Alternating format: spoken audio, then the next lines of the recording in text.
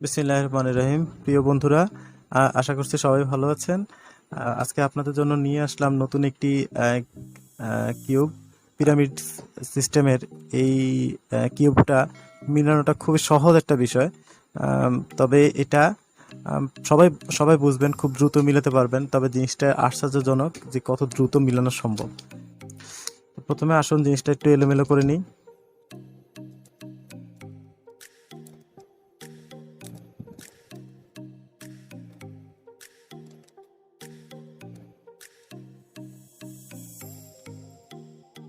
আচ্ছা, যাক, এলোমেলো করা গেল। এবার আমরা প্রথমত যে কোনো একটা কর্নারকে আমরা ফিক্সড করে নেব, তবে চিহ্নিত করে দিই। এটা এটা এটা এই তিনটা হচ্ছে কর্নার, যাদের ফিক্সড করে তিনটি কালার থাকে। প্রত্যেকটারই তিনটি করে ফিক্সড কালার আছে, এবং এই অংশটা এবং এই অংশটা এবং এই অংশটা, এদের সবার সবসময় দুটা করে কালার থাকে। সব সময় দুইটা করে কালার থাকবে, কিন্তু এই যে অংশটা আছে এদের কিন্তু একটা কালার ফিক্সড। তাহলে সমস্ত কিউবটাকে তিনটা ভাগ করা যাক। একটা কর্নার, আর এই অংশটা হচ্ছে অনেকটা সাইডের, এবং এই অংশটা হচ্ছে মিডল। যদি আমি মিডল ধরি, তবে মিডলে একটা কালারই হবে, সাইডে দুইটা কালার হবে, কর্নারে তিনটা কালার হবে। তো প্রথমত আমাদেরকে যে কোনো একটা কর্নার ধরে ফিক্সড করতে হবে যে এই কর্নারে যেহেতু হলুদ আছে, তাহলে এই দুই পাশে হলুদ আছে কিনা। এই দুই পাশের এক পাশে হলুদ আছে, এক পাশে হলুদ নাই। আচ্ছা, ঠিক আছে, তাহলে এই হলুদটাকে আমি এদিকে করে নিই। এই হলুদটা দেখা যাচ্ছে, এই হলুদ প্রথমটা আপনারা নিজেদের মতো মিলিয়ে নেবেন, তাহলে বোঝা গেল এটা হলুদের ঘর। এটা সবসময় হলুদের ঘর।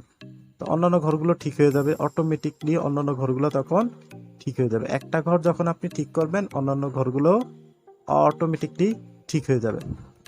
যেহেতু তাহলে আমাদের কর্নার ফিক্সড হয়ে গেল, তিনটা কর্নার, চারটা কর্নার মোটামুটি ভাবে ফিক্সড হয়ে গেল। এখন আমাদের টার্গেট হচ্ছে মিডল মিলানো।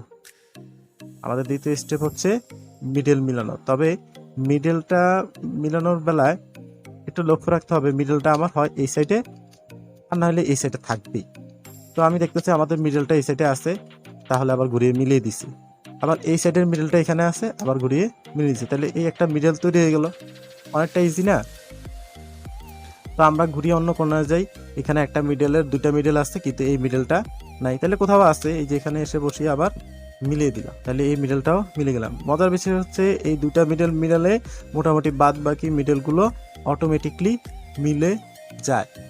এটাই হচ্ছে, কিন্তু আমাদের লাস্ট স্টেপ যেটা রয়ে গেছে সেটা হচ্ছে কর্নার গুলো ফিক্সড জায়গায় বসানো। এটাই হচ্ছে সবচেয়ে মুশকিল এই অংশটার ক্ষেত্রে। তবে ধৈর্য সহকারে ভিডিওটা দেখলে আশা করি ব্যাপারটা বুঝে যাবে। তবে স্টেপ একটাই, এক স্টেপেই কাজ সারবে। সেটা হচ্ছে প্রথমত আমাকে যে কোনো একটা ঘর ফিক্সড করতে হবে। ধরুন আমি ধরে নিলাম হলুদ ঘরটা আমি মিলাবো। আমাদের প্রথম টার্গেট হচ্ছে হলুদ ঘরটা আমরা মিলাবো। তাহলে এখানে হলুদের সাথে এটা অবশ্যই লালের ঘর।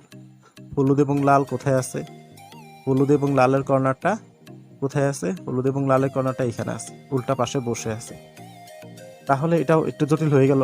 তাহলে দেখি অন্য কোনো ভাবে মিলানো যায় কিনা। এখন আমি দেখতেছি হলুদ এবং সবুজের কর্নারটা এখানে আছে, যেটা এখানে বসার কথা, সরি, যেটা এইখানে বসানোর কথা। হলুদ এবং সবুজ, আমরা এটা আগে বসানোর নিয়মটা দেখি। সেম নিয়ম, সোজা উপরে উঠিয়ে দেব। হ্যাঁ, তবে একটা কথা বলে রাখি, যেটা সবুজ হলুদ, এটা কিন্তু সবসময় উল্টা দিকে যেন থাকে। সঠিক দিকে থাকলে একটু ঘুরিয়ে উল্টা দিকে নিতে হবে। তো এই ব্যাপারে দেখাবো একই স্টেপ। এই যে হলুদটা উঠালাম, এটা দিয়ে সুন্দর মতো হলুদটা কিন্তু বসে যায়, পরে আবার সুন্দর মতো বসিয়ে দিলাম। লক্ষণীয় বিষয়, উপরের অংশটা কিন্তু ঘুরে গেছে, এটাকে বারবার সঠিক জায়গায় এনে বসাতে হবে। এই কাজটা মাথায় রাখতে হবে। আবার হলুদের এই অংশটা মিশে গেলে এখানে হলুদ এবং লাল লাগবে। তো আমি খুঁজি হলুদ এবং লাল, কিন্তু আমার ভুল জায়গায় বসে আছে। তাহলে আমি দেখবো এখন কি করতে হবে, এটাকে উপরে নিতে হবে, অন্য একটা এখানে বসাতে হবে, যেন আমি এখান থেকে আবার এখানে বসাতে পারি।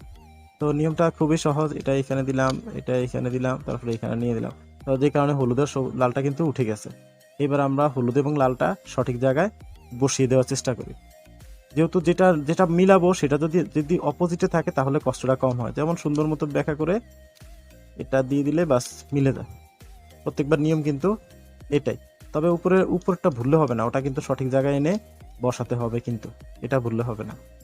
এবার আসো আমাদের শেষ অংশটা, এখানে হলুদ এবং নীল কালারটা, হ্যাঁ হলুদ নীল সঠিক জায়গায় আছে, কিন্তু আমি বলছি হলুদটা যেন সবসময় যেটা মিলাবো সেটা যেন সবসময় অপোজিটে থাকে। তাহলে আমি নিয়ে নিলাম ওই পাশে ঘুরিয়ে অপোজিটে নিয়ে নিলাম, বাস এবার উঠিয়ে এটা বসিয়ে বাস দিয়ে দিলাম। সেম কাজ, কিন্তু একই কাজ বারবার করতে হচ্ছে।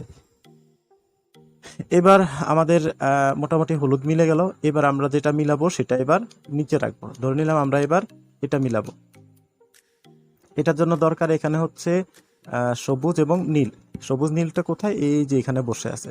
তাহলে সেম ভাবে এটাকে আগে এখানে উঠাবো, তারপরে আমরা এখানে বসাবো।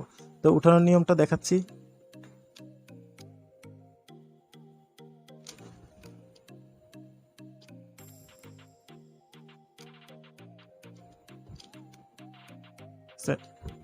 তো আমাদের দরকার ছিল সবুজ এবং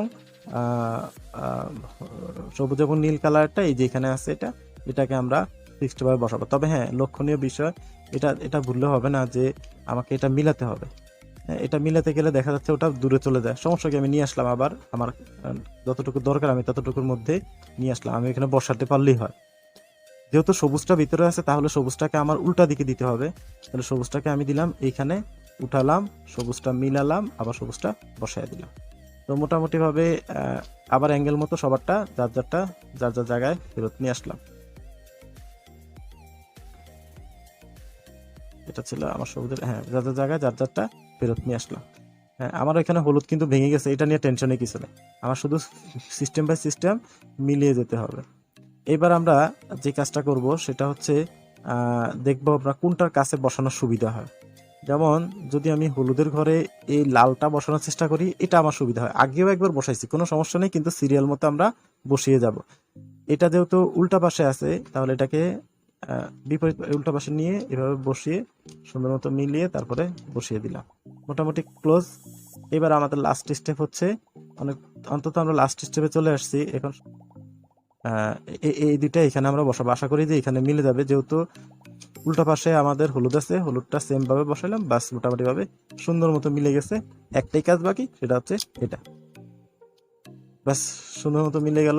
তবে লাস্ট স্টেপটা ঝামেলা হলেও এই কাজটা বারবার করলে আশা করি যে সুন্দর মতো মিলিয়ে ফেলতে পারবেন।